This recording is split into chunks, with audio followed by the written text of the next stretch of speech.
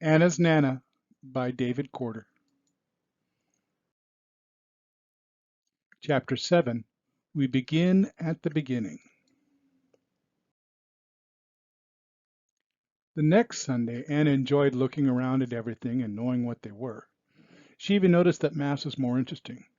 She was becoming used to watching what was happening, but she still didn't understand what was happening or why.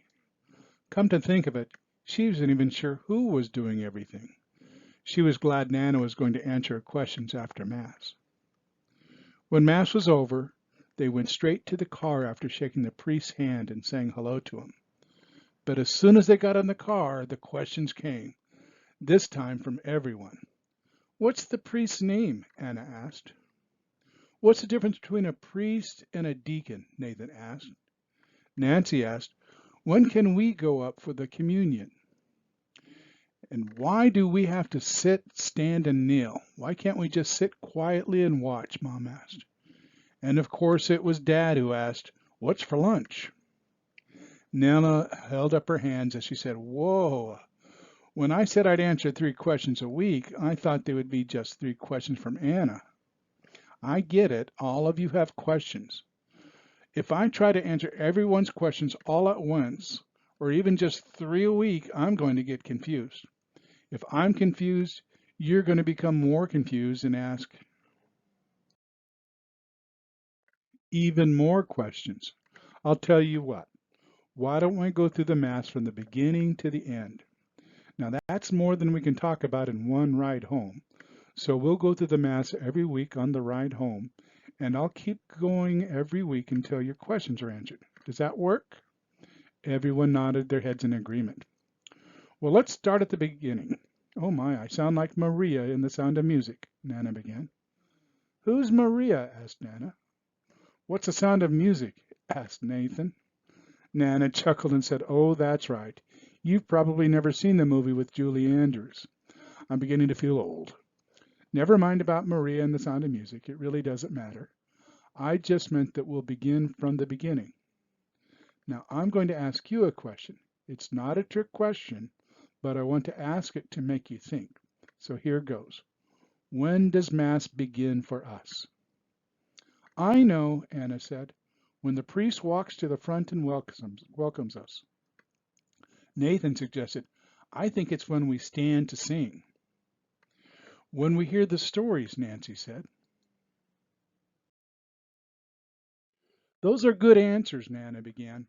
"I can see why that would make sense to you. The answer to the question is, Mass begins for us when we decide to go to Mass." "Hey," Nathan complained, "you said it wasn't a trick question. I don't get it." "I'm sorry," Nana began. "I didn't mean to trick you, but I want to make you think. When you played in the concert last year, was that the first time you saw the music?" "Of course not," Nathan answered. "That wouldn't make sense. I need to practice before playing in front of people." "So you practice at home first?" Nana asked. "Did you practice with the band too?" "Sure," Nathan said. "We have to practice together so we know what everyone's part is going to be. We also need to know the order of the songs." "I see," Nana said. "Now, Nancy, when you won that game last year with the winning free throw, was that the first time you played?" "You heard about that?" Nancy asked. "You bet," Nana answered. "Your dad called me as soon as you came home." "We always practice," Nancy said. "Sometimes by ourselves and sometimes with the team and the coach." "Is it cheating to practice before the game?" Nana asked. "No, it would be silly," Nancy answered. "In fact, it would be unfair to the other team if we weren't ready to give our best. You know, I might even say that not practicing is like cheating." "Now, I know how important concerts and big games are," Nana began. "They're so important that we need to practice and prepare for them. Being able to be with God and our church is important too. In fact, it's so important that we need to practice and prepare for that too. So when the cantor asks us to stand, we're showing that we're prepared. We're walking with the altar servers, the lectors, the deacon, and the priest, even though we're not moving. What? Nanna asked. That doesn't make sense. I get it, Nathan answered. It's kind of like when we march in place with the band. Exactly, Nanna said. Who are the altar servers? Anna asked. Altar servers are people who will be helping the priest at the Mass, Anna began. Usually they're kids Nathan and Nancy's age, but sometimes they can be grown-ups too. They wear white to remind us of baptism. You said the cantor asked us to stand and sing, Mom said. Who is the cantor? In Latin, and even in Spanish, cantor means singer. The cantor is the person who leads us in praying by singing. Here at St. Anthony's, the person who is in charge of the cantors is a young man named Guillermo. He's a very talented musician. He sings, plays the piano and the violin. I understand he even sings in professional operas. I like his voice, offered Anna. He seems really nice. I think he looks very nice, Nancy said. Everyone laughed and shook their head. So who are the priests? Mom asked. Priests are men who have felt called in their hearts to serve God and people, Nanna began. They go to a special school called a seminary for many years, even after going to college for several years.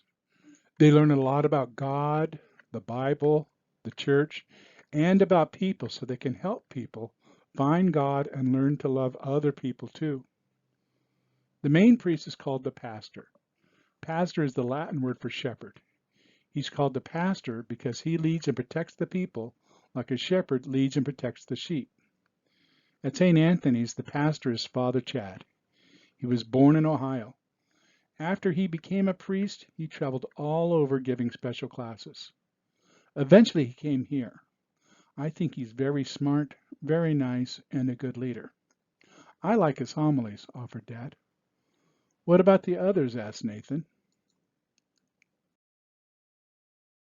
Well, there's Father Gilberto, Nana began. He was born in the country of Colombia. He came to the United States and became a citizen a few years ago. He was at St. Anthony's 20 years ago. He went to another parish for a while, but he's been back here for a few years now. He's very smart and he can be funny sometimes. Then there's Father Chris. He's from India. You can tell that he likes being a priest and likes living here in Manteca. He's very friendly and really tries hard to help as many people as he can. What about the deacons? Asked Mom. Deacons are like priests in some ways, began Nana, but they not only serve the church, they also serve their own families. Most of them are married and have kids. A lot of them have jobs away from the church, too. Wow, they must be really busy, said Anna. Yes, they are, answered Nana. But they felt in their hearts that they should serve God in a special way. They took special classes for many years to learn how to be the best deacons they could be. Not only that, but their wives, if they're married, took classes too. This way, the wives could help and understand why they were so busy. After they're ordained as deacons, they can celebrate at baptisms, weddings, and funerals. We have 3 deacons here at St. Anthony's. There's Deacon Jeff. He is married and not only has kids, but grandkids too. He must be old, said Anna.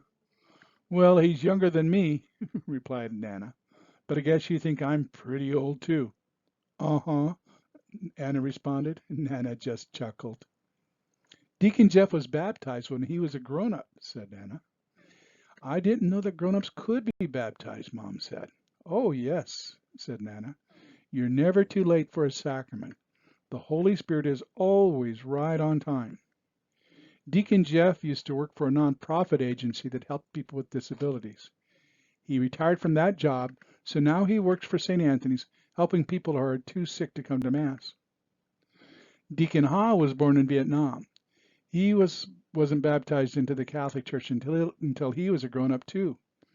When he learned about the church, he wanted to learn more and more and to do more and more. So now he's a deacon too. Then there's Deacon Fidel.